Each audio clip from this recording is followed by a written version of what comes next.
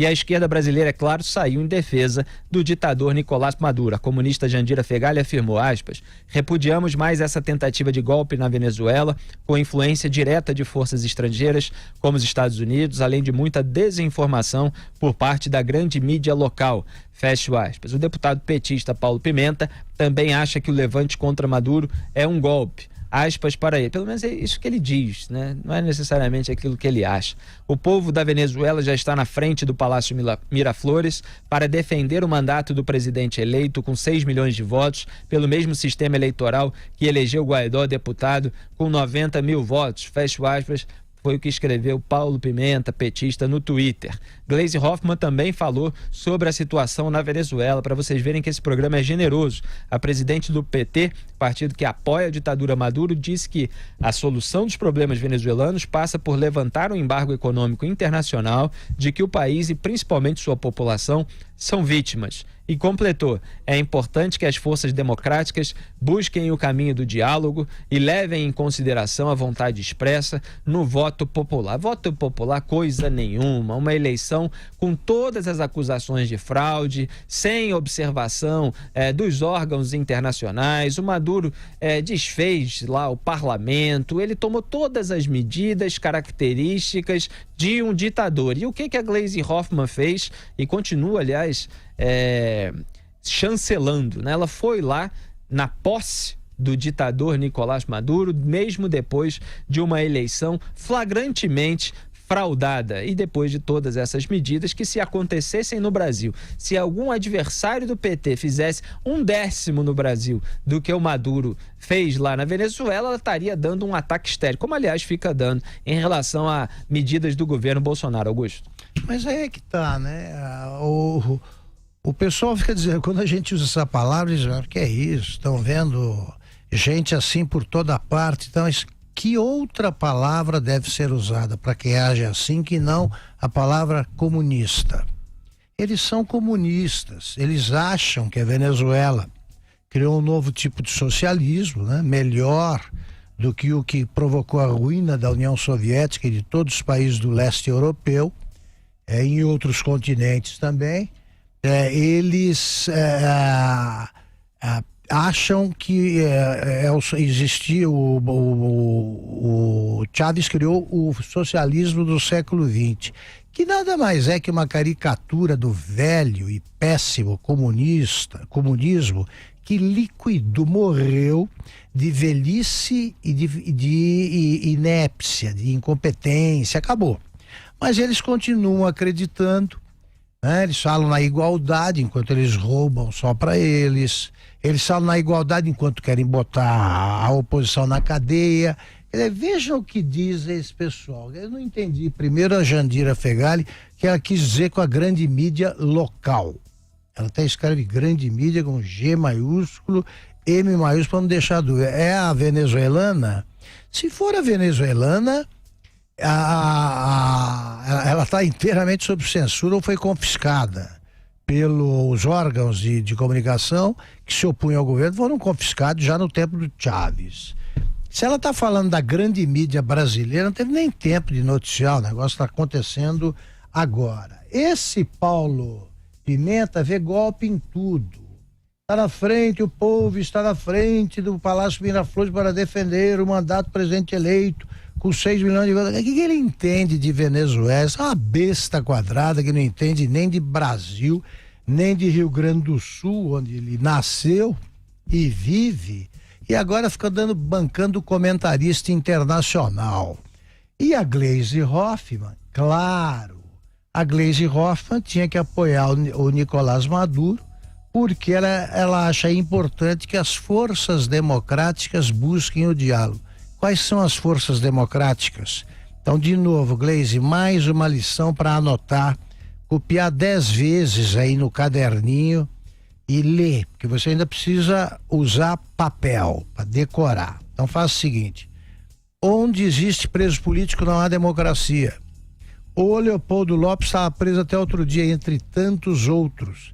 Então, que força democrática? O Maduro, a turma do Foro de São Paulo, foi ela que disse que a turma do Foro de São Paulo estava com a democracia.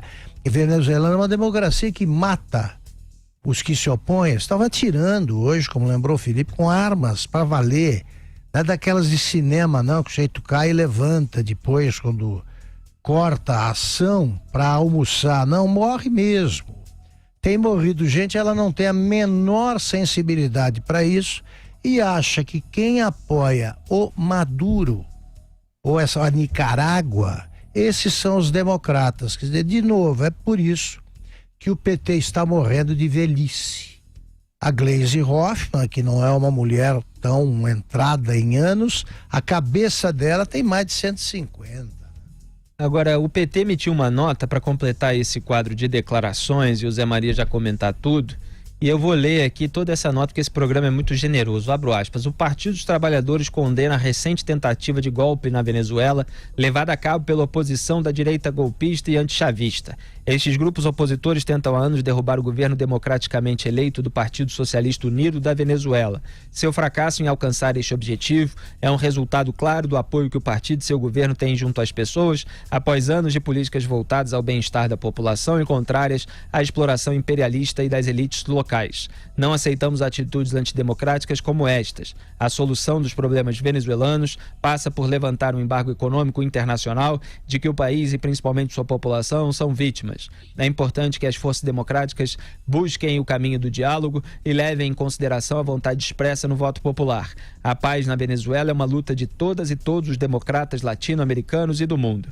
Assinam a nota Gleisi Hoffmann, presidenta nacional, é assim que assina, Humberto Costa, líder no Senado, Paulo Pimenta, líder na Câmara, e Mônica Valente, secretária de Relações Internacionais. Quer dizer, a culpa é sempre dos outros, nunca é deles. Nunca é do ditador Hugo Chávez, do ditador Nicolás Maduro, do apoio do PT, Lula, Dilma, Rui Falcão, que era presidente antes da Gleisi, do partido. Eles não têm culpa de nada. A culpa é das sanções internacionais, é do embargo. É a mesma coisa aqui no Brasil. Quer dizer, o Brasil ia bem com o preço das commodities, o Lula aproveitou para inchar o Estado, gastar muito dinheiro, aí o preço das commodities baixou no mercado internacional, pronto, o Estado se tornou absolutamente insustentável, não tinha dinheiro para pagar coisa nenhuma, e a culpa era do mercado internacional, não era dele, que não preparou o país para um eventual cenário de crise. Então é a mesma coisa na Venezuela, com uma série de agravantes, como essas cenas lamentáveis que a gente colocou para vocês assistirem. Diga aí, Zé Maria.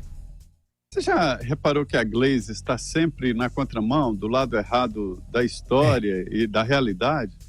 Como é possível defender um regime assim? Ela fala aí de paz, a paz depende exatamente do Maduro abandonar essa postura louca de levar o país e os venezuelanos a esta situação. Além disso, o diálogo, ele já está fora de qualquer possibilidade de diálogo, já houve esse tempo e ele não soube aproveitar. Agora, veja bem, a Jandira fala em democracia, é evidente que não se trata em democracia.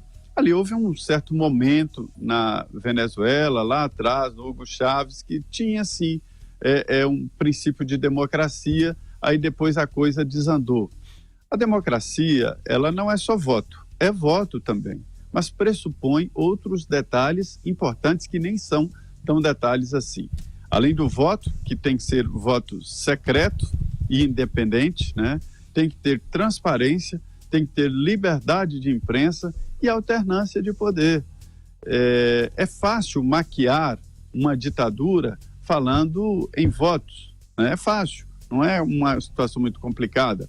É o que tentaram fazer aqui no Brasil. Por isso que o presidente Jair Bolsonaro fala de que o Brasil é uma Venezuela que deu certo, interrompeu no momento correto, onde a coisa já estava descambando. O Lula, eu reforço aqui, ele tinha planos, sim, de aprovar no Congresso Nacional a possibilidade de mais mandato, ou seja, reeleição, da reeleição, o que já seria o início de uma ditadura. A ditadura pode sim ser colocada através do voto, que é o caso da Venezuela.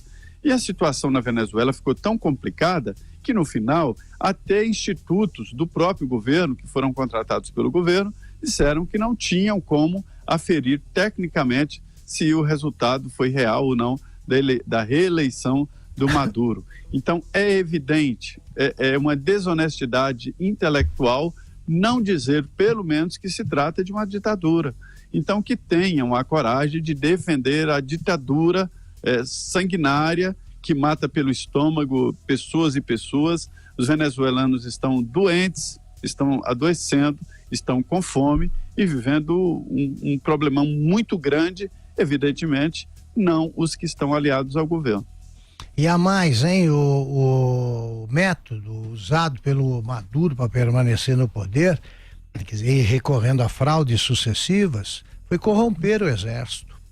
Corromper, quer dizer, ele deu ali uma capitania, né, um cofre para cada militar em posto de comando aí estratégico, e é por isso que ele ainda tem o apoio desses militares que temem as represálias e os castigos que sofrerão. Então busca-se na Venezuela até uma dessas saídas que a gente acha profundamente lamentáveis e que às vezes são usadas porque são a única porta de saída de uma crise ainda mais cruel. Eles podem ser beneficiados pela anistia para escaparem aí das sanções, ou vão para o exílio com facilidade. Tem que deixar a porta aberta. Por quê? Porque eles estão envolvidos nisso aí até o talo. Eles cometeram crimes de todos os tipos, e o Maduro é o chefe desse esquema, porque se ele não tivesse corrompido tanto o exército, ele não estaria no poder, né? O exército venezuelano é muito pouco parecido com o exército brasileiro, pelo menos como nós temos hoje aí, que são profissionais, tal. Ali o que tem de picareta e bandido é uma grandeza, então eles são comprados, é um sistema corrupto. E acho engraçado esse pessoal reclamar do cerco movido pelos países capitalistas que boicotam, né, que fazem